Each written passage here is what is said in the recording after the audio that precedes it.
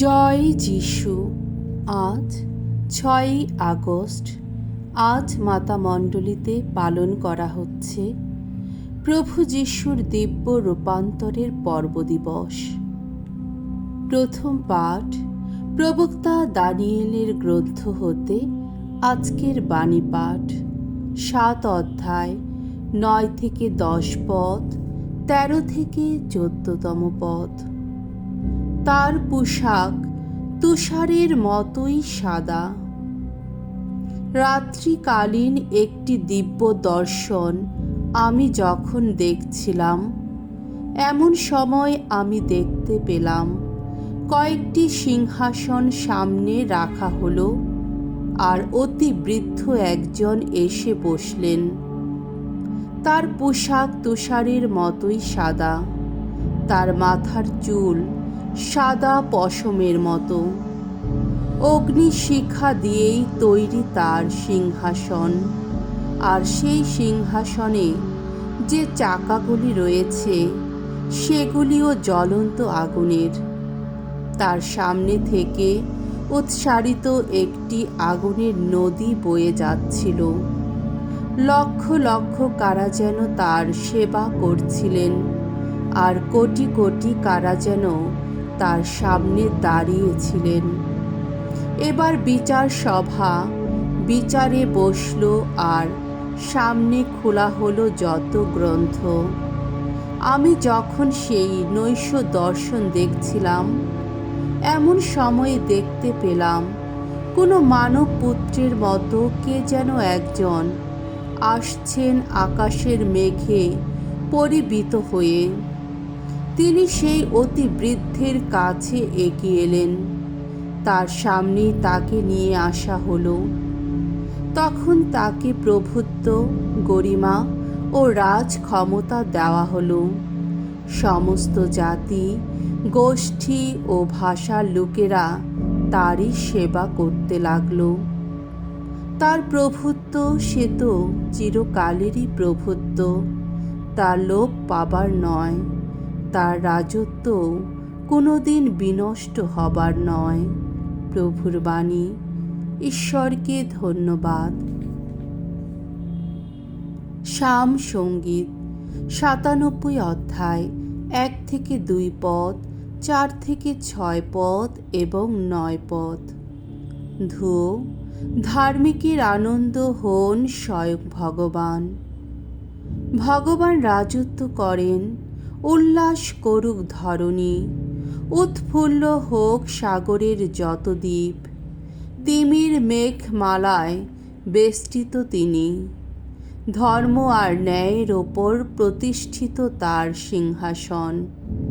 তার বিদ্যুতের দীপ্তিতে উদ্ভাসিত সমস্ত ভোলক।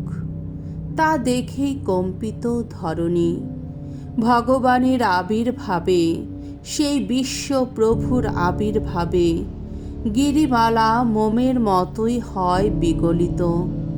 তিনি কত ধর্মময়, আকাশমণ্ডল সকলকে জানায় সে বাণী। তিনি কত মহিয়ান, সে সত্য প্রত্যক্ষ করে সমস্ত মানুষ। ওগো ভগবান, তুমি তো বিশ্ব প্রভু পরাৎপর। সর্বদেবতার বহু ঊর্ধ্বে তোমার অধিষ্ঠান। বাণী বন্দনা। জয় জয় প্রভুর জয়। এক উজ্জ্বল মেঘের বুকে ধ্বনিত হল পিতার কণ্ঠস্বর, এ আমার পুত্র, আমার একান্ত প্রিয়জন। তোমরা সবাই এর কথা মেনে চলো। জয় জয়। মঙ্গল সমাচার। মার্ক রচিত মঙ্গল সমাচার 9 অধ্যায় 2 থেকে 10 পদ। এ আমার পুত্র, আমার একান্ত প্রিয়জন।